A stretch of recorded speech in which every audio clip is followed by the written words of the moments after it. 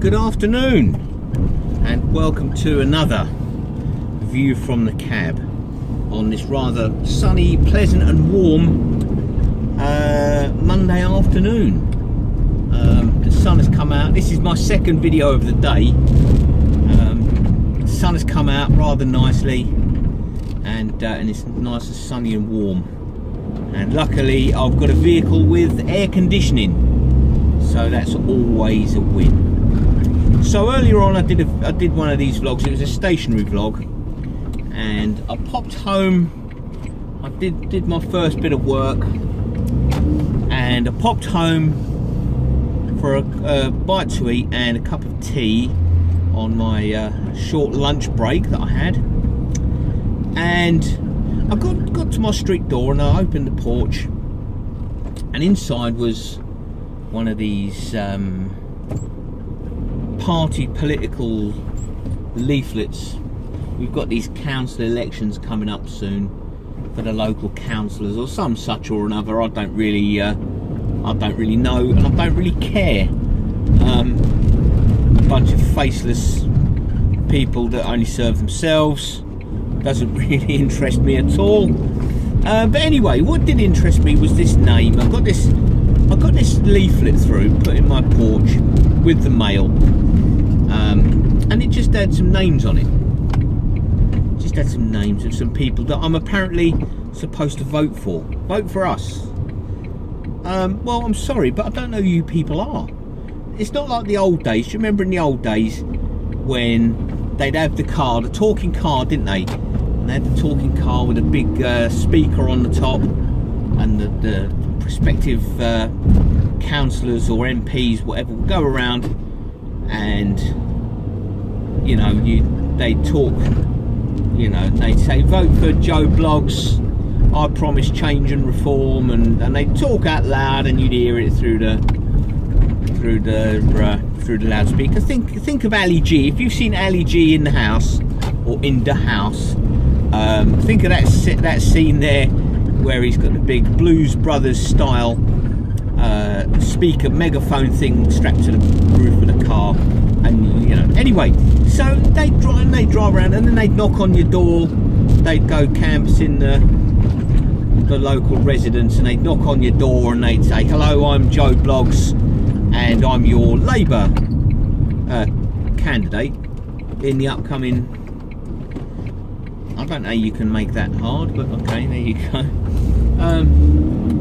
Yeah, vote for me, I'm your Labour candidate, and this is what I want to try and achieve. If I get voted in, I would like to try and achieve this, and you know, and they'd make up a bunch of stuff and they'd say words, and you'd either vote for them or you wouldn't. You think, well, that Joe Blogs was a nice fella, I'll vote for him. Or you'd get Josephine Blogs would knock on your street door and say, hello, I'm Josephine Blogs and I'm your Conservative candidate in the upcoming election, and I would like to achieve this or that, and this is what I stand for. So if you wouldn't mind awfully voting for me, that would be jolly decent. And you'd get a feel for people, and you think, well, you know, Joe Blogs was alright, but Josephine Blogs, a Conservative woman, I didn't really care much for her.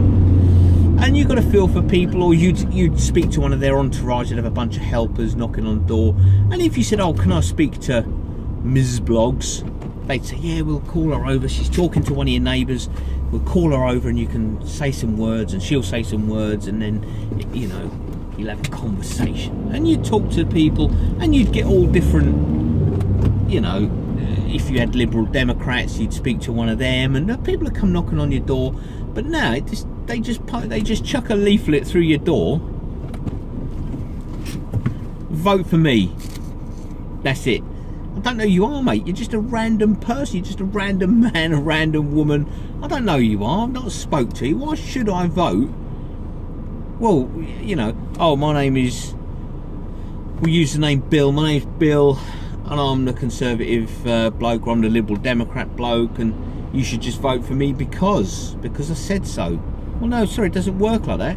If you want to vote, if you want to count on my vote, then you've got to make some effort yourself. This is like a two-way deal. You know, I mean, if you get elected as an MP, you're going to be having it right off anyway, because everything, your whole life now will be lived on expenses. So you're going to have it right off at the public's expense. So it's a two-way deal. If you want that, you've got to at least make some effort and come round and knock on my door and talk to me. I mean, years ago, when it was one of my first votes actually, after I turned 18, so it was a long time ago, and it was for the European Parliament, the MEP. I'm not going to get into the whole Brexit MEP thing, now European Parliament thing now, but so one of these guys, they knocked on my door, and I was all, you know, fresh-faced and young and enthusiastic, and he said, "Oh, can you vote? Are you going to vote for my man in the?" And I said, "Well," and I actually said, "Yeah, well, I could." I said, "But what do I get out of it?" And he said, "Well, that's an interesting question, sir." He said, "Well, what our man's going to try and do," and he said some words, and they resonated with me, you know. And he said, "I'll tell you what," he said, I'll get him over." He said, and this actually happened. I'm not just making this up. He said, "I'll get him over." He said, "He'll be along in a minute." And we I chatted with one of his assistants, and then the potential MEP fella, actually, he walked down. He said, "What's the, you know, what would you like to ask me and stuff?" And we had a good chat, good back and forth, and I voted for him. Based on that conversation, I actually voted for that MEP. I can't remember. I think he might have been a Labour bloke.